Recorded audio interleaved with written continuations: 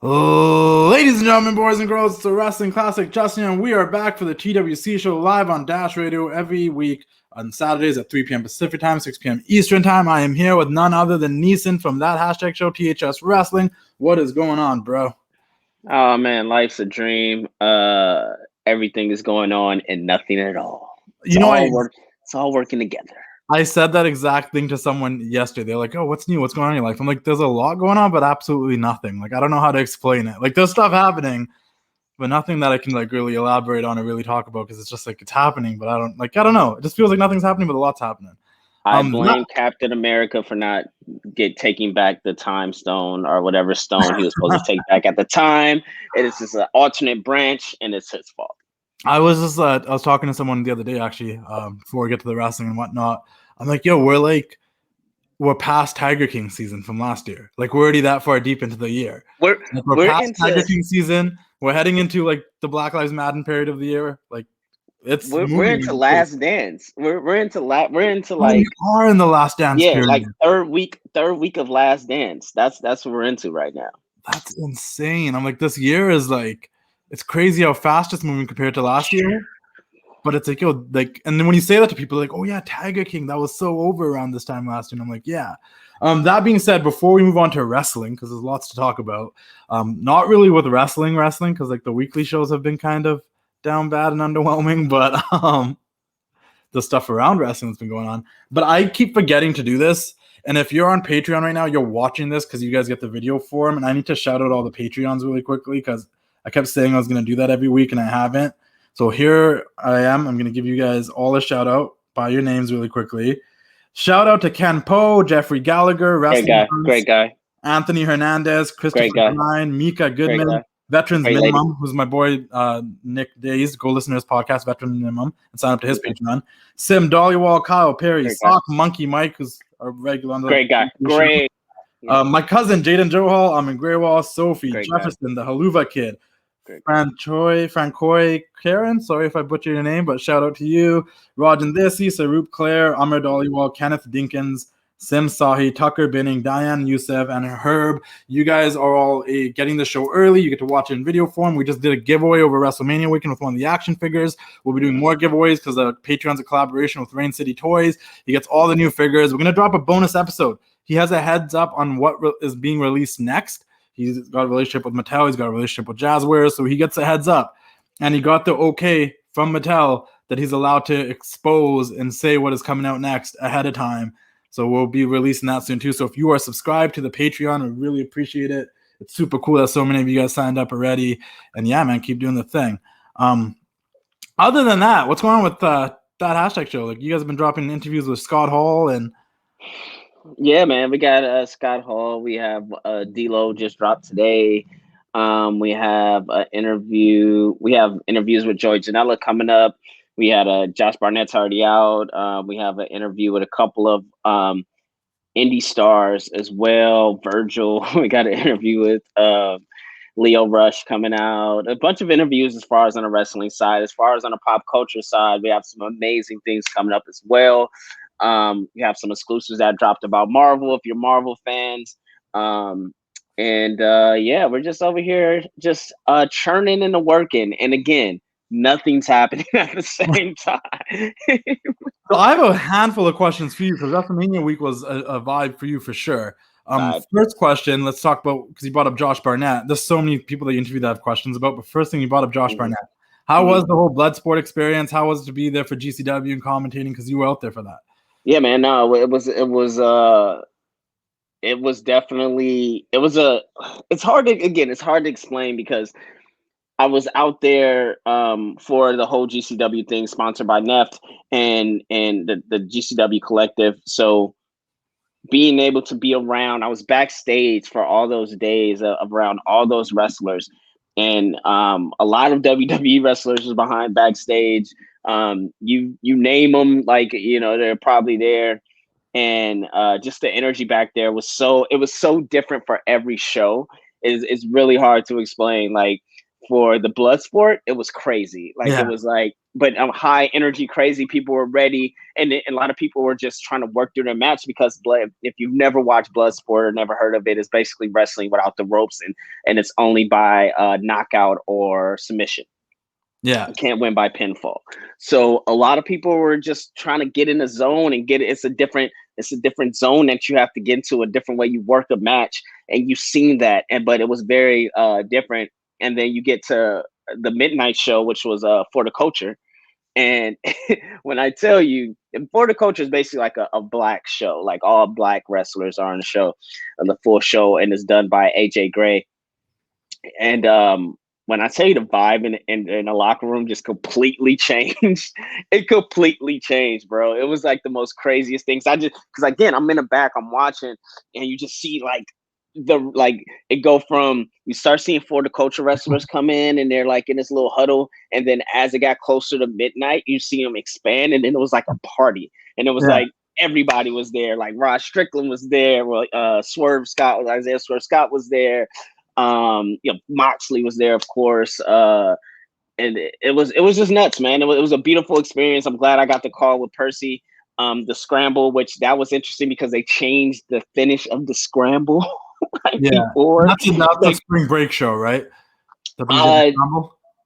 No, they changed the on For the Culture. Oh, okay. So they changed. So spring break used to have the clusterfuck battle royal. That was a whole the clusterfuck battle royal. Yeah.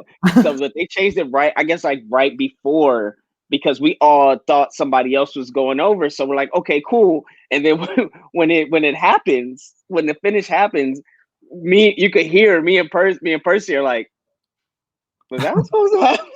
Yeah. It was the funniest thing, man. But it was dope. My first time commentating, and I can't wait to get the opportunity to do more. So yeah, it was a lot. People can still check out these shows, right? Like they're on. Well, I'm sorry. People can still check out these shows, right? Like absolutely, yeah. They're on Fight TV. Go to Fight TV and man, support GCW and the collective. They're doing Fight TV. Like they're doing some amazing things for. I don't really want to say independent wrestling. I just want to say wrestling in general, because yes, it's independent wrestling, but man, what you see going down there, Brett, shout out to Brett, shout out to Mike, shout out to JB.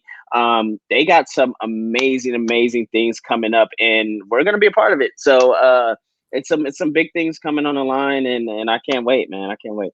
I know for a fact that I haven't obviously gone anywhere for the last couple of years with the pandemic or anything. Right. But I went to a Bloodsport when it was still Matt Riddle's Bloodsport, the first one, and that was an experience. I've been to a couple of spring breaks, always an experience. Like GCW puts on shows, guys, that are like, for wrestling fans, especially during WrestleMania weekend, when you get a lot of like straightforward wrestling shows, that NXT TakeOver WrestleMania, it's not like the GCW shows are just like, they're fun, man. It's just a good time. It's a different vibe. And it's for the wrestling fans directly. It's not really, obviously you can bring the casual fans and they'll have a blast because they'll be like, what is this compared to what they see on TV? But it's like the hardcore fans love that shit. We know this talent, and it's just a different vibe. And every show's different. Like Spring Break is different than Bloodsport. I've never been to a For the Culture. I don't know how long they've been doing that for, but that's probably definitely different than the other two shows. So the fact that they mix it up like that, it's super cool. How was WrestleMania week, since you actually got to go for it the weekend? Look, it was my era with the small group that went. Man. I don't usually feel FOMO. I say like I'm not a FOMO person. As I got older, like I don't give a crap. My friends out drinking at patios, having house parties. Like I'm not that guy that's like, oh man, I wish I was there. Right. I think I've become more of a homebody and introvert a little bit as I got older. Yeah. But I definitely felt FOMO seeing people at WrestleMania and the pictures of like all like that wrestling community, because we're kind of a community now, and like seeing all these familiar faces of people that I used to go see at wrestling shows and hang out with. I'm like, I should be there too. Like. So I will say this, being around, and I had the pleasure and the blessing enough to be around GCW crowd and a WWE crowd. And the common denominator was, it felt like this was the first time that wrestling fans were excited about being around other wrestling fans. Like we were just excited to be together. As one, and that was the common thread. So about WrestleMania, I went on Saturday, and as people know, if they watch WrestleMania, it was raining like hell, and so we're all 25,000 plus people are all under the console, and the stadium is meant to fit like 100,000 or whatever, but it feels like 100,000 when 25,000 people are all under this area. And it's shoulder to shoulder. You barely have room. And you're just raiding out the rain. Or in my case, I was just in a merch line. Yeah. And and this is no surprise. This is they made the most money off merch this year ever. Well, for sure. This is it's no surprise. Event. Only 25,000 people technically were going to be able to get this stuff from there, you know? And also, only like, what else are you going to do? Like, you got this time. It's like, okay, well, I might as well go to the merch stand and wait this out. But it was beautiful, man. Like, I went by myself, and this is my first WrestleMania, and I told myself if I'm gonna go to any WrestleMania, I'm gonna make sure I go to this one because I want to see Sasha versus Bianca live. And man, it was so emotional, bro. Like, I don't think I ever been into a wrestling event where it was this much emotion, and I've been to a lot of wrestling events. Yeah, man. So it was beautiful. It was beautiful in every single way, man. If it makes you feel better, both WrestleMania 34 in New Orleans and 34 is the only one actually, because 32 and then 36. Yeah, I ended up having to go alone myself too because I bought my ticket last minute. It was a whole last minute trip. So like, but it's crazy because even if you're by yourself, like you're in a crowd of wrestling fans. So like I was by myself. Like the buddies I went with was sitting somewhere else. Like they already bought the ticket ahead of time, so I had to buy like a single ticket to be sitting in my own spot solo. But everyone around me were like talking or chopping it up, I remember the best part about WrestleMania 34 was everyone booing Roman, but there was like this one big Roman. And listen, I actually like Roman. I'm be honest with you, I'm that guy. Just because everyone else is booing him, I started booing him. I just want to be part of the community. Right. There was one guy that was like a Roman fan. He kept like turning around at us and yelling at us and taking his shirt off, and it was a good time. So it doesn't matter whether you go by yourself or you go with a group of friends, you'll have a good time. Yeah, I think like I've been to an so my first wrestling show by myself was an NXT house show in LA. Yeah. And that was if old NXT shows were like indie rock star shows, bro. Like that was like the best. Like they can't capture that again. Like Samoa Joe, FTR, and Bailey, Finn Balor, I'm talking like it was nuts. But so going to this WrestleMania was different because it wasn't like a full crowd. It was literally like six empty chairs, me, 6 empty chairs to the next person. I guess that's true. Yeah. And then it was like a row, you skip a row, so a solo person behind me. And then it was like a little family that was off in the distance on this side. And that was kind of like our talk, like, but it was like from far away, right? But like, it was like, it was a lady and she had 2 kids and a husband. And she was more into it than all, like the kids were like asleep. And she was like talking to me because she was like, I want Bianca to win. I don't want Sasha to win. And so we're like talking, and the guy behind us, he was solo, and we were talking. And then it was like some people up front that was interested in like interviews and stuff. So it was really crazy. It was a dope experience where everybody was emotional. And everybody that first night, man, everybody had everything in common. We booed Hulk Hogan. We all just cheered just for the WrestleMania. Cesaro was an emotional win. At the end of the day, Bianca was an emotional win. And Bad Bunny was the most over thing of the night. So therefore, everybody was just in agreement for the first night, man. It was a beautiful thing. For anyone that hasn't, guys, go subscribe to that hashtag show on YouTube and check out This Week in Wrestling, specifically the episode right after WrestleMania weekend, because you guys went in depth about it and stuff. But I have to say, I agree with you from watching that. Like, I will obviously watch from home, but even for me, I don't know if it was, and tell me how you think about it, because I'm like, I don't know if it was because they did it in 2 nights. And that first night will always just feel a little bit more special because it was like the first night, fans, and yada, yada, yada. But I just think overall, like personally, on my opinion, I talked about this too on the TWC show, I'm like, I just enjoyed night 1 more than night 2. Yeah. And I don't know if it was the pacing of the show Obviously, me and you have that one thing in common of that we're both big Sasha Banks fans. So I don't know if it was that, but I'm like, Bad Bunny killed it. Cesaro and Seth killed it. Braun and Shane was a better match than anyone expected. And I've now come to terms with the fact that us wrestling fans will always complain about Shane McMahon matches, but we always end up enjoying them more than we expect at the end. So we got to stop complaining about it. And it just, I don't know, was night one just better than night two? I know you didn't go to night two physically, but you did watch it. So like, I did watch it. What were your thoughts? Was night one better than night two? I think so. I think night one was better because, like you said, it was the first thing we had fans back. It was a special feeling, but also it was a special flow to the card. Yeah. I think once you get to night two, you had two matches, not that, one had a stipulation, but they're kind of similar. They're both like meaty fight brawler things where you have Big Are you talking about Owens and Zayn and Riddle and Sheamus? Because no, I was just talking about Big E and Apollo and Riddle and Sheamus. Right? Like I feel like those two matches were very similar. And you had your wrestler match was the Sami Zayn and Kevin Owens match. On the first night, you had Cesaro and Seth Rollins. I just think the first night was a little more spaced out, and each match had its different feel. And then night two was kind of like, we have to fit in everything else that we missed, and then we have a main event. The pacing seemed weird. Like, I'm not one of those people that's complaining about the whole Orton Fiend thing. Cause I still look at that as that was a segment, that wasn't a match, and people are mad it was a segment at WrestleMania. I'm like, nah, it's okay. I'm just happy they started that off with the show than putting it somewhere in the middle to get people pissed off. Right. Good job. Then you had the really lengthy tag match with Tamina, Natalia versus Nia. It's just the pacing, like. And then by the time you got to Asuka and Rhea, you were just kind of like, can we get to the main event? Like, we just want to get to the triple threat. And that show, I think you were really looking forward to the triple threat. Sheamus and Riddle ended up being way better than I expected.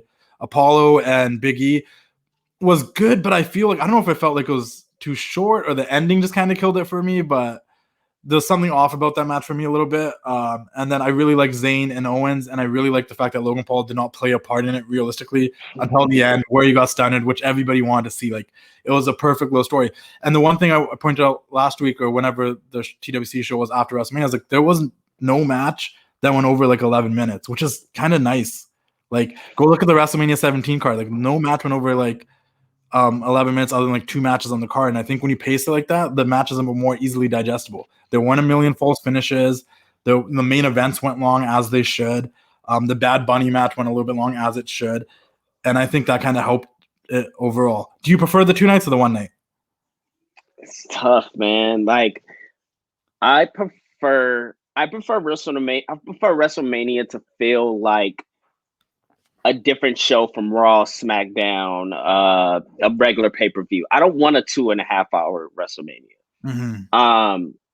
And I feel like because it's WrestleMania, give me a 4. If you're gonna do 2 nights, I don't care. Just give me a 4-hour WrestleMania. Only thing that I want is for WrestleMania to feel like each match has a story going into it, and it's either a conclusion or it's a start to something. Yeah, like a big jump off start. And I just felt like Riddle and Sheamus it did have a story, but it was just too quick, and I felt like that could have been done on WrestleMania Backlash. So if that means you get rid of some of those matches and you combined it and you make it 1 night, that's a 4-hour thing. I love that. But the 2 nights it's not bad, because if you're gonna make a weekend out of it, right? If you're flying out there for the weekend, why not have a 2 night? No, for sure. And I'm more of a 1 night person too. I just think it's more, it's the extravaganza. It's all in 1 night. The 2 nights is cool in the sense of like, you got a break, but I do feel like after you had that WrestleMania high on night 1, it's hard to get back on that same level of like excitement on night 2, because it's like you had the break, you went to bed, you're still thinking about last night. Now we're gonna go to night 2, and like, is that drive still there? But we got 2 main events, and I want to talk to you about WrestleMania specifically because you were there and stuff, and like we had 2 main events, and that's not a thing that's possible if there's 1 night. So would we have ever got the Sasha Bianca main event if it wasn't 2 nights? I don't know, but for me, that was still my favorite match of the entire weekend. That's the match I've watched back the most out of all the matches on that show. Had a couple more WrestleMania questions and we'll move forward. One is, do you feel now that Sasha Banks, even in loss, because I said it on my page in a post, I'm like, Sasha Banks had figured out that method of madness, the Macho Man method of, look at Macho Man's greatest matches. Warriors, Steamboat, Hogan, all of his greatest matches. He didn't win most of them. Mm-hmm. He lost in most of those matches, but he always remained over. And when people talk about those matches, they don't just talk about the winner, they talk about the Macho Man too. I feel like even though Sasha Banks lost at WrestleMania to Bianca, in a way, this might have just also been, as much as it's Bianca's moment, it's always going to be more of Bianca's moment. It still was Sasha's moment too. Has Sasha finally had a WrestleMania moment, or do you think this isn't that WrestleMania moment yet? Because that's what a lot of Sasha fans, which we both are, usually complain about, is that Sasha hasn't had a WrestleMania moment yet. She should have won at 32, or she was in a battle royal at 34, and then they lost the tag belts at 35. Like, she hasn't had her moment. Was this her moment, or was this not her moment? I think this was a step to her moment. I think more, they mention it like Sasha's never won at a Mania. When she does win at a Mania, it's going to be huge. Yeah. And but no fault, and I would say, but it doesn't take away from the moment she had of help making Bianca Belair and the match that she put on, because it was the standout match. I mean, it was the standout main event. Yes, Roman's main event was great, and the whole stacking of the pin. And I think that gets lost in a lot of people, that he said, I'm going to stack you. And then he ended up stacking them. And and they try to like double down on it on Friday Night SmackDown to remind people that he did that. I think it's really going to get lost in the annals of WrestleMania history that somebody did that, because Sasha and Bianca, because Bad Bunny, like, you leave out of WrestleMania weekend talking about those two, then Roman, right? Mm-hmm. And so what Sasha did, man, like, from the whip, the scars, just from her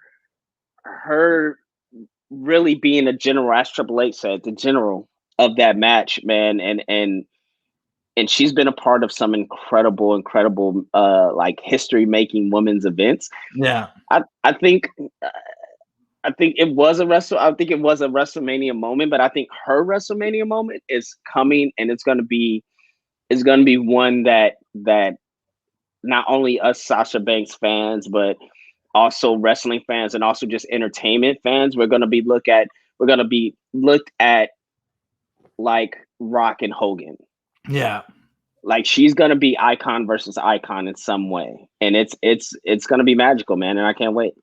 I love 2020 and 2021 a lot, because Sasha's stock just went right back up through these past couple of years after falling down a little bit in 2017. And you never fell down in my eyes, but I never fell down. You know what I mean? Yeah. They put on the back burner to a Ronda and a Charlotte, and then the Becky. Yeah. And then, to her point, like, she left too. She was almost out of there. So, like, ever since she came back, it was like, thankfully, they're finally not taking Sasha for granted. What I probably said is they took her for granted for a couple of years there. Absolutely. And I'm glad she's up where she's at. Charlotte wasn't on the card, Becky wasn't on the card, and I didn't miss them at all. This was great for me, and I'm glad to see it. Speaking about Sasha Banks, though, I'm wearing an NWO hat. You did a couple of interviews in the past 7-8 months. You interviewed Kevin Nash a while back, asked him who would fit in the NWO from the modern women's division, and good old Big Daddy Cool said, Sasha Banks, she's got the swagger, she's got the vibe, yada, yada, yada. This past, 2 weeks ago, WrestleMania weekend at WrestleCon, you talked to Scott Hall, asked him the very same question. He said Rhea Ripley. So now I have to ask you, being the one that interviewed both of them, I know you're going to say Sasha, but who do you look towards more to fit in the NWO? And other than Sasha and Rhea, who else do you think would have fit in there, in your opinion? Oh, I think, I mean, if we're talking about, if we just stick on like Four Horsemen, I think Becky Lynch. So I want to come to you on that one, because people have been commenting on that post I put up on my page, and I also posted on THS Wrestling. Guys, go follow it, THS.Wrestling. Mm-hmm. And I told people to give me their opinions. And someone said Becky, but then they made a really strong point that Becky would be like the best anti-hero to go up against that NWO. Yeah, I think so. I do think that she would be the best, but if we're talking about fit, I think she would fit in the energy as well. I think the man persona would definitely she could carry, like, she could be the third person, right? Like, she could be Hogan if it was a thing. She could be Hogan, and I'm gonna say this on your podcast and on your and to your Patreon people and all the THS classic classers, the classic classers. That's what I'm gonna call them, the classic classers. I've been pushing for a women's faction for a very long time.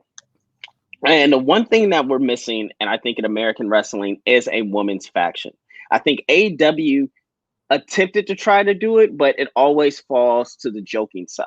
Mm-hmm. Now is the time to have a women's faction and something like a women's NWO. And the leader of that could be, and I know I'm not supposed to mention Sasha or Rhea, but I think it could be Rhea Ripley. Okay. I think Rhea Ripley, you give Rhea Ripley 3 to 4 women like in her punk rock thing. Matter of fact, it's an image of her when she stood next to the band that played her out. And they all had her former vest on that she's worn in takeovers. That image alone, give me Shotzi, give me Ember, and give me Dakota. Yeah. Give me those 3 standing next to Rhea Ripley and tell me that's not a cash cow money-making machine that's gonna actually like, and they can attack, and they got size, and they got strength. There's different, athleticism, and they can make the women on any roster shaking their boots. And not only are you pulling that as a faction, now you're opening up more women because NXT just has a flood of women, very talented women. Now you're opening up more spots in there. And then now you have, like you said, you have to have somebody to take them down. And I just rewatched WrestleMania 29. Yeah. When the Shield came out, and it was their first WrestleMania. And JBL says, this could be the greatest 3-man group in the history of WWE. And Michael Cole is like, no, it can't. Our King is like, no, it can't be. But then you look and you're like, damn, like it really was. Each of them were champions. Each of them were dominant. And I look at that and I'm like, it needs to be a female thing like that. And why not have Becky Lynch come back to have to take down the big bad group, Rhea Ripley, Yeah. No, to your point, and there's a couple things I want to jump onto off of that. First things first, I did think that Becky was going to come back and then Ronda was going to confront her, but we found out Ronda's pregnant. Congratulations, Ronda Rousey. That's super cool for her. 2 years after she said she wanted to leave to get pregnant, but she did it. So congratulations. Yeah. So like there was other, and I wanted to point out some of the other people that people said on the post. Some people said Tamina, which honestly, I thought about that for a second. I'm like, yo, I can see her fitting in the NWO as someone that like was managing some of the dudes and being like that China bodyguard figure outside the ring. I think that would have worked in that sense. Someone said Naomi, and I'm like, and I just imagine Naomi and the Usos in the NWO and that just being super cool generally. Someone said Carmella, but Eye Candy, Miss Elizabeth, Batty with it.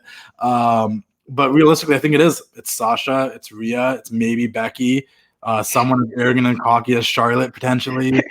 or like Scott Hall said, any of the beautiful, what do you say, beautiful and cute ladies? Yeah. Well, I loved how Scott Hall said that. And then also, like, if you go through the slides on my post, the beginning of the second slide is Kevin Nash going like, she's really attractive. And I'm like, okay. I would have to tell the story about our conversation off air. Yeah.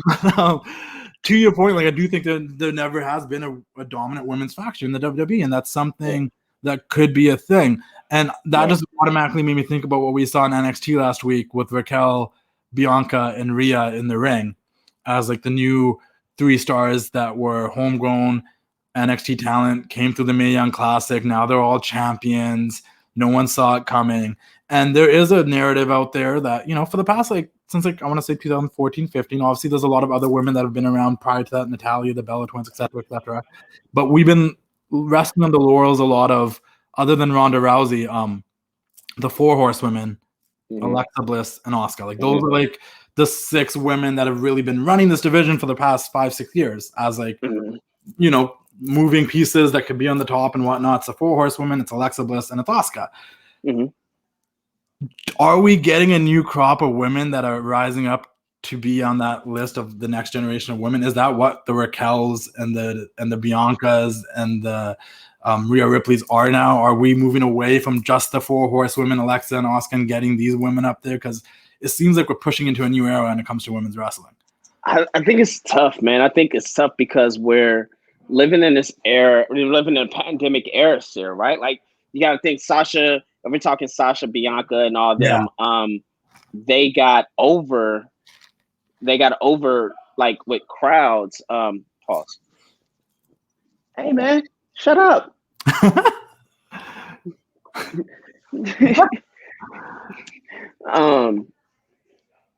They got over with crowds. They got over with crowds. So so it's, you know, we're seeing internet, you know, buzz, but I honestly think we don't know how Raquel really is going to play until we get her in front of a crowd and get her to see how over she actually is. I think Bianca already had that going. Like she was like we wanted her in the main event last year when she cut the promo. Like, you don't even go here. I've been saying for a lot is that my thing with Bianca was like I wasn't really familiar with Bianca until this road to WrestleMania. So like WrestleMania was her standout moment for me. But I'm like the things I do remember about Bianca was a couple of matches I did see of her because I didn't watch NXT all the time. Her tossing people around during the Survivor Series period, where she like I remember one point she just picked up Carmella and tossed. I'm like, oh, this chick's a powerhouse. And then obviously that brief period where Charlotte was the champion, the whole you don't even go. Like those are my memories of Bianca. And then now seeing what she did, like I'm a Bianca fan. But yeah, exactly. So go on. Yeah, and I'm so when it goes to Rhea, like Rhea was made last year, and we all thought it was unfortunate how the NXT title played out and how Sasha did. I mean, how Charlotte and all that other stuff. So the person out of that crew is Raquel, and I think she's going to be the first champion that was pandemic made, right? Yeah. Like she was literally made in the pandemic era. So how we have to judge it differently as fans. I think they're judging it differently as a company. And you know, does it mean that we have other women now that is it a rebirth or a reset of the women? Absolutely. But we're now at that point where the 4 horsewomen are literally making stars. They're at that point is what I'm saying. Yeah, we're definitely at. Yeah, they're making stars, but I think honestly, like they should have been.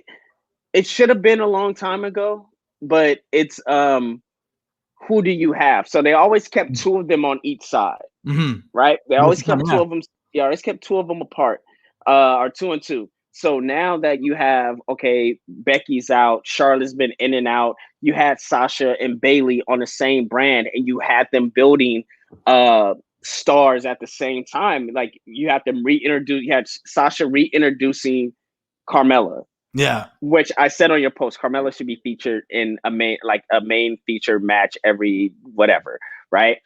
And then you had Bayley, Bianca's first. I mean, yeah, Bianca's first feud coming off of the vignettes was against Bayley.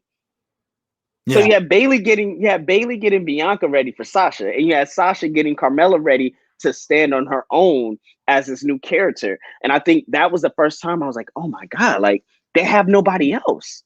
Like they need to make stars. So I think yes, like Dakotas need to be up. Dakota, I would put Dakota with those 3. I know those 3 just won belts. I think Dakota's probably that 4th person if there was another 4. It's just obviously we're doing the whole Shawn Michaels, Kevin Nash thing. We can all see it.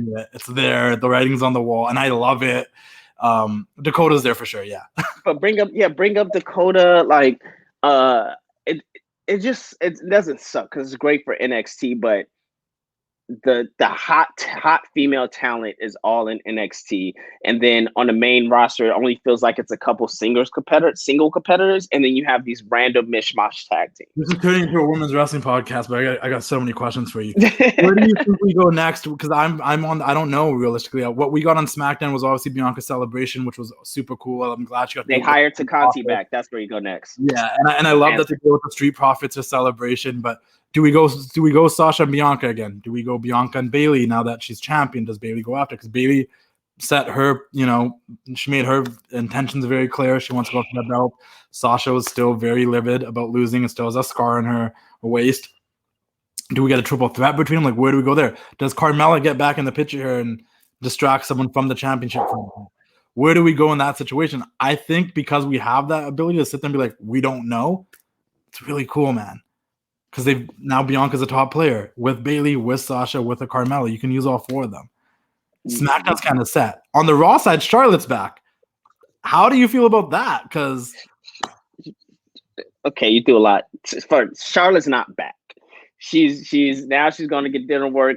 She's this. Charlotte is really like the John Cena of the female division. I'm so glad you said that because I've been saying that in the group chat with this one buddy that loves saying no, and I'm like, no, she really is, and it's not a bad thing. She just is. Like, yeah, it's just that she holds so much gravity. Mm-hmm. And that's the issue. Like, it's so much weight and gravity that involves around Charlotte. Polarizing as well. Right. And I think going to the SmackDown side, you said they have they're stacked. They're not. No. They're not, bro. Like, because you think of that.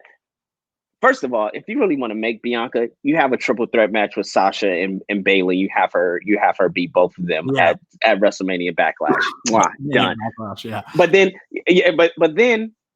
you have Carmella after that, right? Like, that's it. So you have Bayley, Sasha, Carmella, and then that's it. Like, so that's not enough.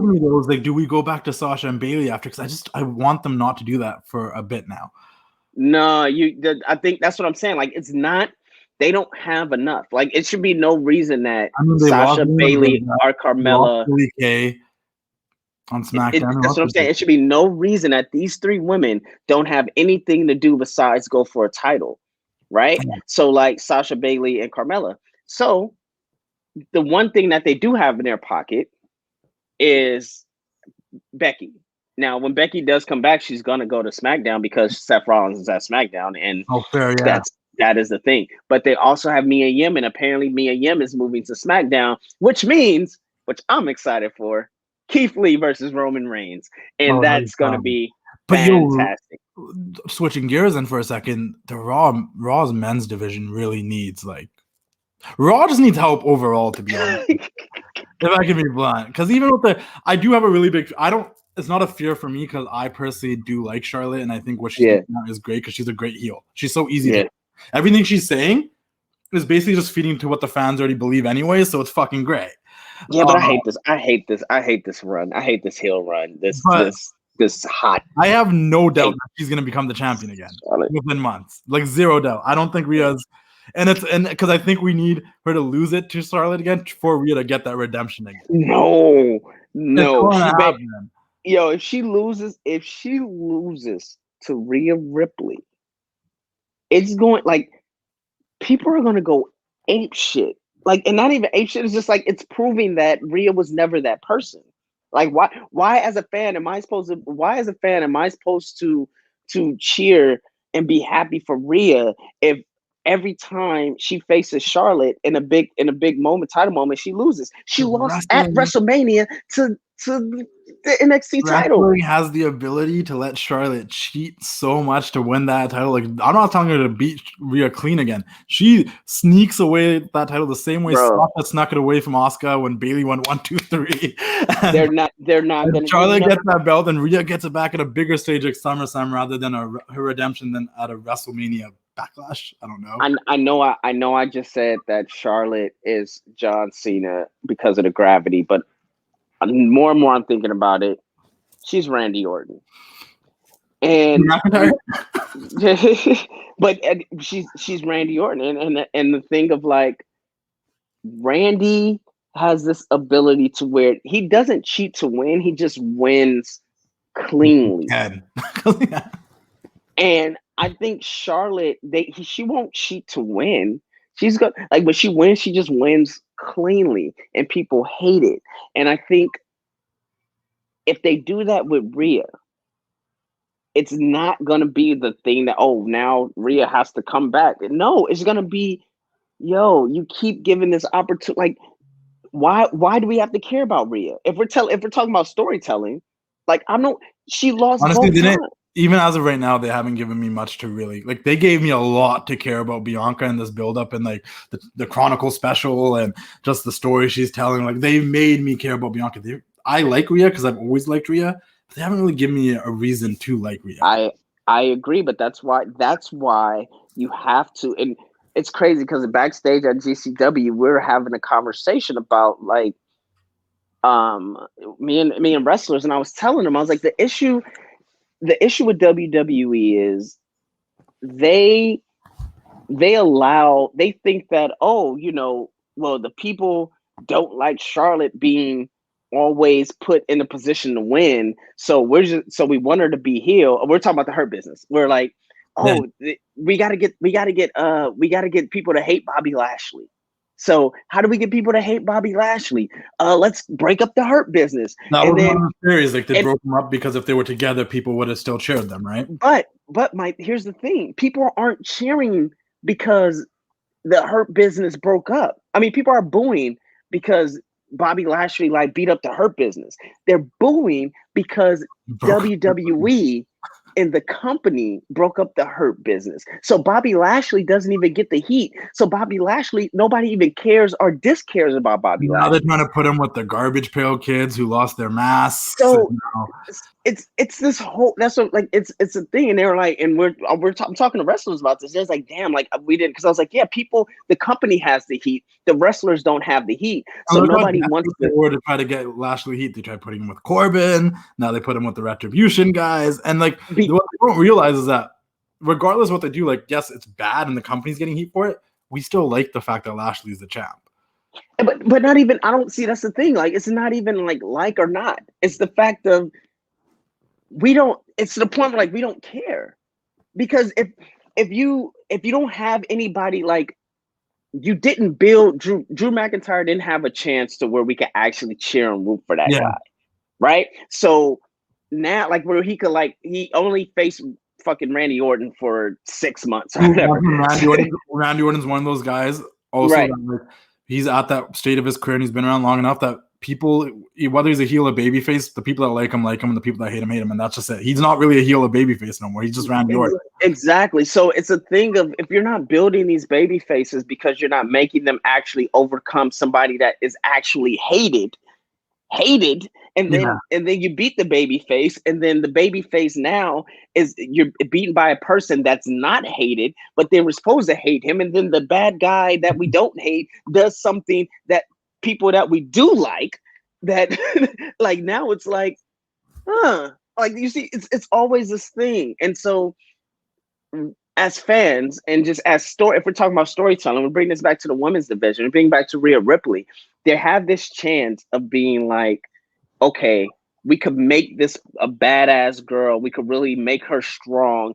And then at the same time, we could you don't have to have Charlotte win to be hated.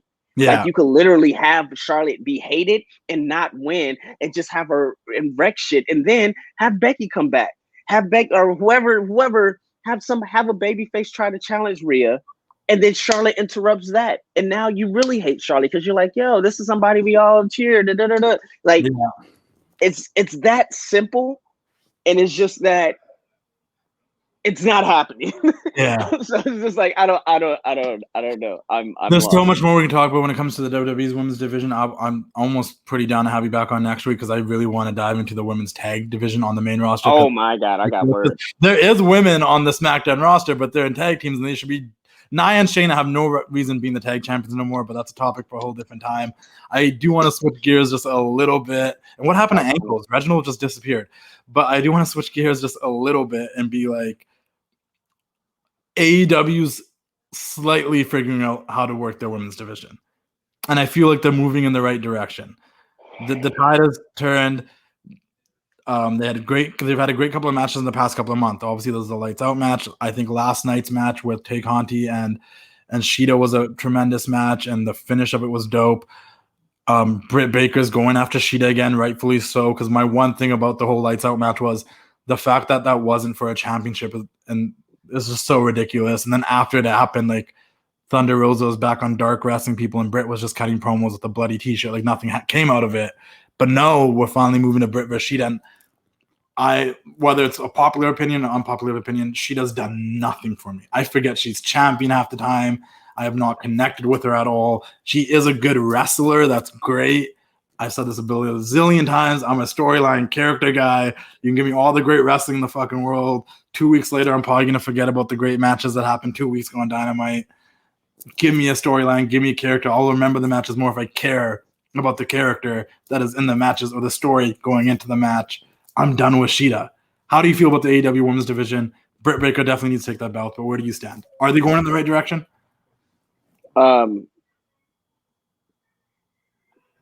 Britt Baker does need to take the title away from Shida. The Ty Conti match was incredible. I thought, like I said earlier, what does WWE do? They buy Conti back, take her back. But you also have to give her the benefit of the doubt that I think she is a little bit better in the because she went through that system, you know. Absolutely, no. What I'm saying is like this is it's great because now she was able to expand her wings and get her reps in and learn and do her thing and snatch her back. I think that's going to happen sooner than later, sooner when our contract runs out or whatever. But to your point,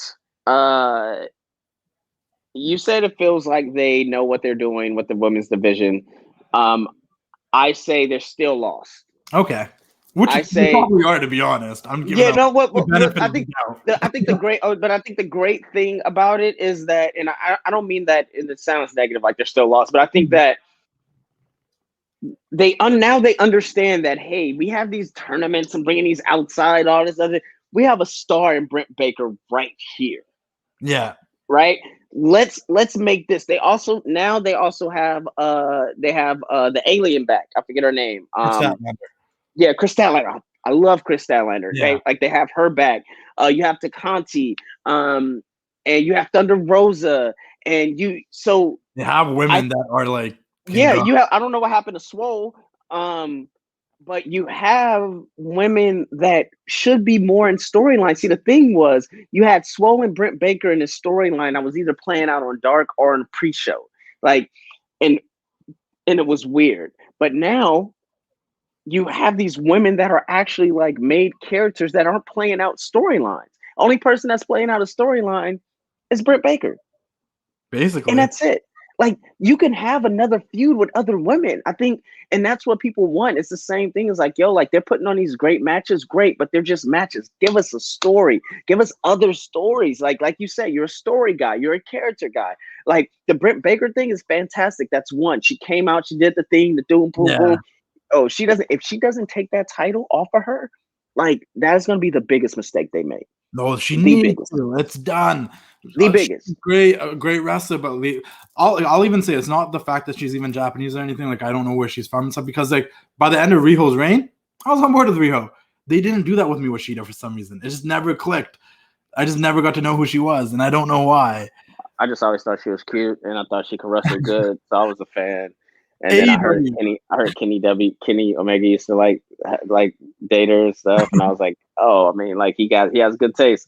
So yeah. AEW has been very hit or miss for me. I do think they have gotten better since Revolution. Like their shows have weekly gotten a little bit better, but there's a lot going on, which is something I usually wouldn't complain about because I would rather a lot be going on than nothing, like Raw.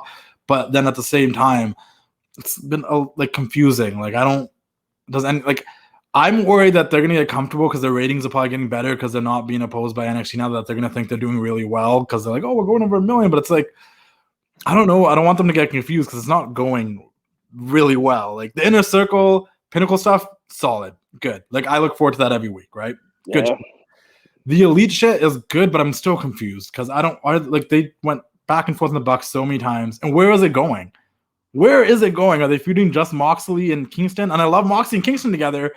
But where is it going? You know what I said in the chat. I think we're gonna get a Japan crossover in there somehow, some way. And for your listeners, we have a group chat. Put it in the chat. We're talking to chat, guys. But I said it. I was like, I think this is gonna be a Japan, a Forbidden Door sort of thing, and because they're forming the Bullet Club or the Elite rather, and it's gonna be the opposite. And I think that's what we're gonna get for Blood and Guts.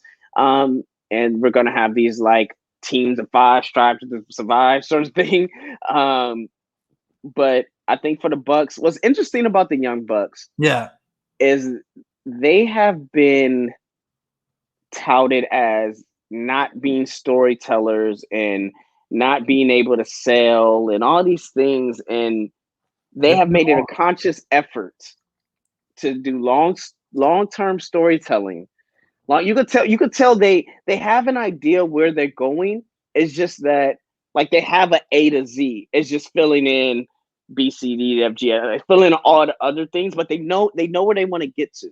Yeah. They know, and you can tell. It's just that keeping it interesting and keeping it fresh and keeping it without just like flip-flopping back and forth. That's the struggle, which is struggle with everything. If you're trying to, if you know you're having blow-off matches every 6 months, or like it's a hard thing. You're doing TV every week. I think that's what they're learning.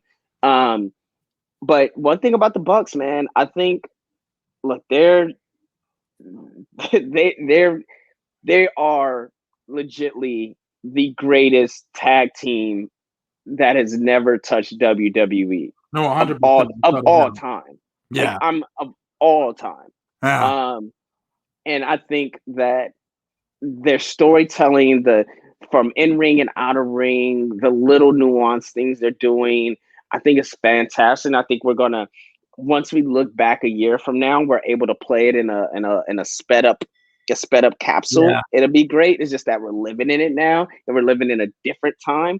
So if it was like the only thing, there's just so much going on. That's what I'm saying. That's what I'm saying. Thing. Like, dude, I don't even know if I care about Lance Archer Sting and what's going on. Ethan Page and Scorpio Sky are somehow getting involved. I am happy that there's so much going on, but I just wish there was more like, can someone give us explanations about what exactly is going on? Because then you got factions, you got the Death Triangle that were in tag matches, and I don't know now. Pentagon's doing now they're thing. building a 6-man. I love that. Yeah. Like, I love the translator with Pentagon, but like, what's the situation? Cody disappeared. He's got a group. There's just a lot going on. Christian's going after the title, but now he's with Team Taz. Darby's wrestling people and having competitive, we want to kill each other matches with actually no build-up or storylines really in it for them to get that competitive. Guys, we forget, but like, I just need explanations. Like, this is gang warfare, brother. I mean, this is what the attitude was built on. Yeah, but we had explanations of why people were feuding. I mean, yes and no. Again, like, they're there, and a lot of it, I think, they want to stay a wrestling company. They want to stay a wrestling group. Yeah. And about wrestling. So a lot of stuff gets played on BTE, or a lot of stuff gets played on Sammy's vlog, or a lot of stuff gets played. It's basically YouTube.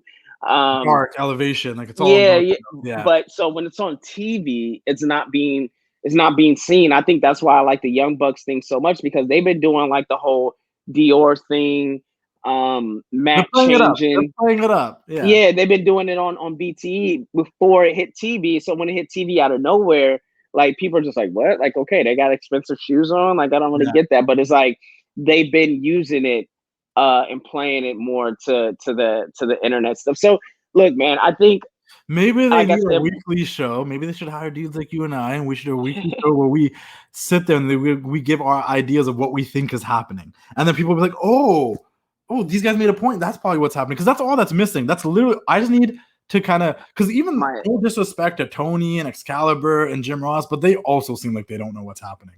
I just need some explanation of what's going on sometimes. My bank account is open. My bank account is open. My bank account is open. I say this every week because it sounds like every week I'm trashing AEW, and I always have to rephrase this. I want them to do good. Like, I'm on their side. Absolutely. All of us want them to do good. I just, as a fan that's connected with the wrestling fans, let us know what's happening. Give us some explanation, because I want AEW to do good. I wish I could come on here and give you guys the explanations, but other than like the Inner Circle and the Pinnacle, which is a very straightforward feud, like, we know why they're feuding, we know where it's going, we get it. A lot of the other stuff, I don't really get why it's happening, but it's happening, and that's the problem. Like, why is Hangman just like not doing anything no more? He had all this momentum, and he's just having matches with guys. Like, cool, but why? Yeah, I think because they're using Hangman to make people and building up his win streak before he goes into that next chapter. Where he goes for Kitty. I did notice that his win streak is like 12-0. I'm like, they're building something with that. So I get that, but I had to come up with that logic myself. I didn't really hear anyone say it on commentary. And like, you know what I mean? Like, well, I mean, they did say it. They did say like, he's undefeated, you know, blah, blah, blah, blah, blah, blah, blah, blah, blah, blah. They did pump it up, but it's like, there was like him passing Kenny in the hallway situations. Give us like a little bit of a tease, like, oh, there's something that could be building here. Like they bumped into each other. It's all the elite, and then it's Hangman. And I don't need it to be on BT. I need to be on Dynamite. There's the elite there, and Hangman walks by, and they're like, there's that moment of, oh, is Hangman gonna roll with? Because they did it. They did it with. They did that with Young Bucks and Hangman on BT. They did it like a couple of weeks ago. They're on the show that everyone watches every week. You know what I'm saying? Like that's the thing. But I think because they're thinking they want everything to be, they don't want to tip their hand at. So what we're watching with AEW, WWE, AEW doesn't want to tip their hand with anything, and they want things to be big reveals. WWE, like Cass says, if you watch close enough, they always tell you what they're going to do. Yeah. And they tip their hands on a lot of things by they're saying, I'm going to stack you and pin you both. Yeah. And then he stacks them and pins them both. With WWE, we always know with WWE, they're working for the package. They're working for history. Like all the time. It's always for history. AEW is building, like they're not working for it. They don't have that equity. So they're like trying to have reveals. So when Hangman does pop up and challenge Kenny Omega, they're like, oh my God, it's out of nowhere. What? Ah! And they think people are going to do that. And we're not. We're just going to be like, oh, that's cool. But we can still get a tease and like lean off it for a few months. But it's like, it's there now in our brain. They planted a seed. I agree. But you know, that's not. I do want to ask Neesin a couple more questions before we wrap this up. But you're listening on Dash Radio, guys. We're going to wrap it up here for the Dash Radio listeners because they only want me to send them an hour. And I feel like we're going to go just a little bit over that. So if you're listening to Dash Radio, guys, make sure you guys download the Dash Radio app if you are listening anywhere else too. There's a ton of great content on there, whether it's you want ad-free music or other podcasts and shows. Russell Raps on the too. Shout out to Emilio Sparks. But guys, download Dash Radio app. You're listening to Dash Radio. Thank you for listening. Follow me at The Wrestling Classic. Check out the Patreon. Listen to TWC Show, TWC Shop. My articles at 1:37 p.m. Going to be interviewing Gary V next month. Thanks for the opportunity. And check out THS Wrestling. Check out everything Stay Fly Life is doing. Neesin over there. He's got a ton of things going on. Check out that hashtag show. Honestly, check his app on Instagram. You'll find everything. Now, for you guys listening to Dash Radio, keep doing the thing. Ooh, yeah, dig it. I want to keep rolling really quickly because I do want to quickly ask you a question about not AEW. I think we're good on AEW. I think we know what they need to do, and it's been good. It just there's obviously potholes that need to fill in, but now that they're not opposing NXT, now they got all the viewers. Like this is their time to bring in those casual fans. Those viewers that took their time on Wednesdays to watch NXT are now probably like, oh, where am I going to get my dose of wrestling on Wednesdays if they want it still? And they're tuning to AEW. I still think, and I've been saying this since day one, AEW, like we've talked about a lot of it. They expect you to go watch BT. They expect you to watch other stuff. Are still struggling on capturing that casual fan. I think they were really smart with Mike Tyson. That was smart. Perfect timing. Get those casual fans. Oh, Mike Tyson was on here. Moving forward, do you think they're struggling with that casual fan thing, or do you think they're getting better?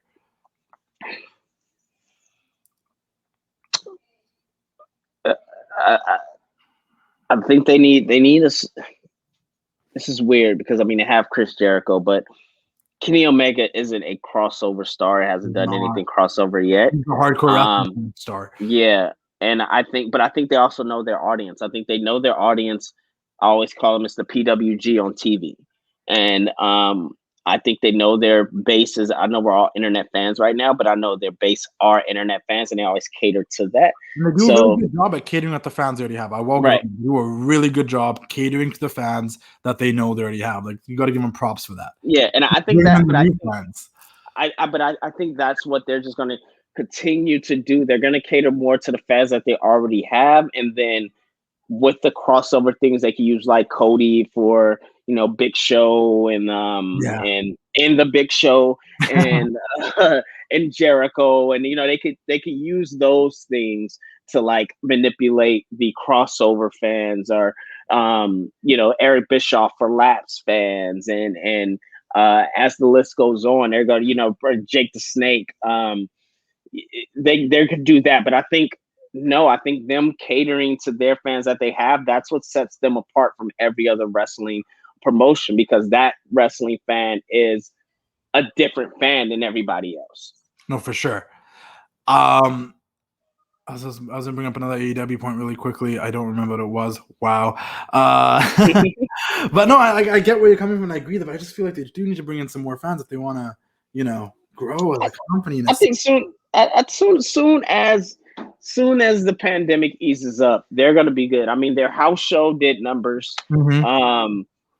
And they had fans there, and then I just interviewed Ethan Page, guys. You can check that on YouTube and wherever you listen to TWC Show, and he talked about how exciting it was to have fans again and to wrestle in front of fans. And I'm like, oh, that must be like, it must have been great, because we saw the reactions of the people at WrestleMania when they got to come out. Like Randy Orton's the one that stands out to me most when he walked out there and he heard the fans, like, genuinely smiled. Like, yeah, you can tell the wrestlers all felt it, bro. Like they felt it. For sure. Yeah, I know. I'm excited for AEW. I want them to do good. I feel like them being alone on Wednesdays now is a blessing. I just want them to capitalize on it. I want them to get that viewership. I want them to continue to grow. It's just I don't know. Do you see any of the wrestlers that got released showing up there? I mean, I think it'd be smart if the Iconics show up. That roster is stacked. If the Iconics show up, they instantly have a women's tag team division, and 2, that puts them on the map. They need to do that, but I wouldn't be mad if the Iconics showed up in Impact, but I think they should show up in AEW. Joe, I want Joe to go to New Japan Pro. I want to see Joe versus Cobb. And now I said that on our podcast, our show, like a week ago, and then Cobb released the shirt with the same thing. I was like, but yeah, that's I want Joe to be a journeyman. I don't want him to settle anywhere. I just want to pump up in companies. I just want him to be okay. Like, honestly, because if they don't clear him, like, I just want to be okay. That's how I am with everybody that doesn't get cleared. Like, I'm just like, look, I don't want to see you wrestle if you're not cleared to wrestle, bro. Like, I don't need my nerves going nuts for you, because I support wrestlers that much. But that's really I can't Kalisto. I mean, look, I think WWE releasing both Latin wrestlers when they're trying to find a Latin star, unless they believe in Garza and Humberto this much. Yeah. I mean, it doesn't seem like they believe in Humberto this much with what happened. Oh my God. Last week. Pairing Garza up with Nia Jax doesn't seem very. We're not talking about that this week. We're not talking about that. Yeah, we'll talk about that. So, but yeah, I think Kalisto popping up. I think he should pop up in I think honestly, he should probably pop up in ROH. Maybe I even think both of them. I want Andrade in ROH too. I just think Andrade. I think AEW has an already stacked roster where they have more talented than they know what to do with, which is a situation I think they were going to get in, because that's like a WWE problem. But I think there's MLW's on TV now. Yeah. MLW on Vice. Yeah. So I think whoever pops up, whoever could be a pop-up star for that as well, I think that'd be great. Pause. I gotta go to set up Left After Dark. Okay. Right now. We'll wrap up. Let's wrap it up. Yeah. But so like that's the other thing I did want to talk about was the whole Stone Cold documentary and that. We'll talk about that moving next week, because we'll talk about both episodes then. Okay. I did really like it. I like that we got input from a lot of superstars and stuff. So organic, real. It was just a different perspective that we didn't hear before. Like, I think a lot of us know Stone Cold's story, but the perspective was cool. So check it out if you guys haven't.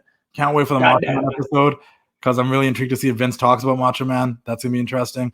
And then the hidden treasure show, the finding the lost stuff, really cool to see. And I was like, this is a weird concept. Why are you taking stuff away from collectors like that just to bring it back to you guys? But Triple H explained it the best way. We'd rather have it ourselves so we can show it to a lot of people than one person just having it and it's sitting in a basement somewhere. When he made that explanation, I'm like, yo, if you guys are planning to open a physical Hall of Fame or a museum, okay, I'm with it. If you guys aren't, then this is a cool show, but it's kind of a dick move. Yeah. So I would say this.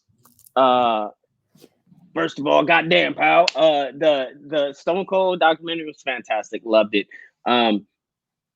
Especially about his daughters and like the sacrifice as his daughters, and as an artist, if you're an artist, you know the thing, like you have to be you have to be selfish, and there's no other way around it in order to succeed.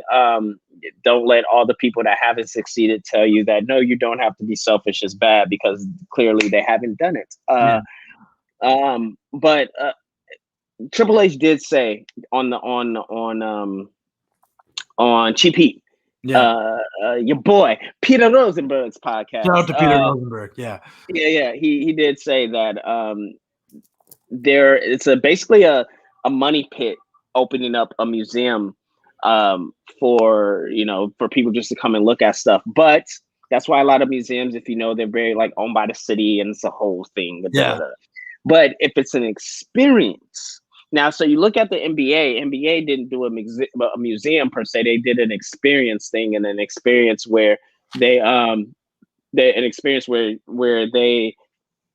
people come in and they were able to like basically play against this person in some VR type of way, or they able to do that. And so that's what they're trying to do with WWE, and they're trying to develop that. And I think that's the best way to do it, because if you instead of going in and just being like, oh, that's as tall as Andre the Giant, but now if you could go in and cut a promo against Andre the Giant or something like that, like access vibe. You could, exactly. But that's exactly what they do. If you could go in and do an intro, like et cetera, that's how it'd be. And I think I think that's where they're going, and that's what we're going to see in a very, very near future.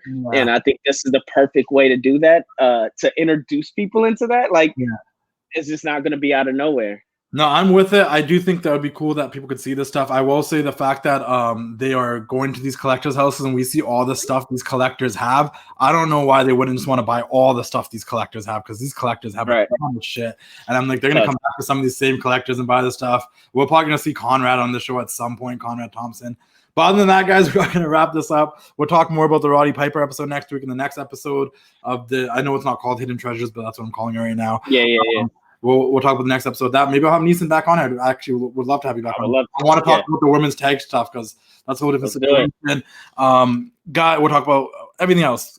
This week of wrestling didn't really sit with me so well. That's why we didn't dive too much on like what happened this week.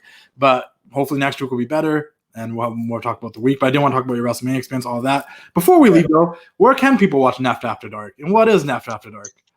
So Neft After Dark is a weekly streaming show that is hosted by our master mixologist Luke Barr. They can watch it at neftafterdark.com. I am a producer of it. I actually have a segment today that I'm doing live on air. But so 6 p.m. Pacific time, 9 p.m. Eastern. If you're anywhere else in the world, just figure that out. I don't know how to do math. I'm a producer, not a math musician, matician. See, I don't know. Yeah, whatever it is. But it's a great show. It's fun. We teach you how to make a cocktail every week. We give you bar tips for at home, or just education about that. We also have live interactive trivia nights, game nights. We have special guests. We have musical performances sometimes. It's really a fun, just 30-minute kickback, relax, hop in the chat type of show, man. And if you're ever in LA, so Justin, when you get back to LA, you get to come down. We have a little small in-studio audience. It'll be a great time. So yeah, man, it's fun. I can't wait to hopefully, people could check out every Thursdays. If you miss a Thursday, you can always watch the replay at neftafterdark.com. There you go, guys. Check it out. Keep doing the thing. We'll see you guys all next week. And I think that's about it. We're about to wrap this up. Ooh, yeah, dig it.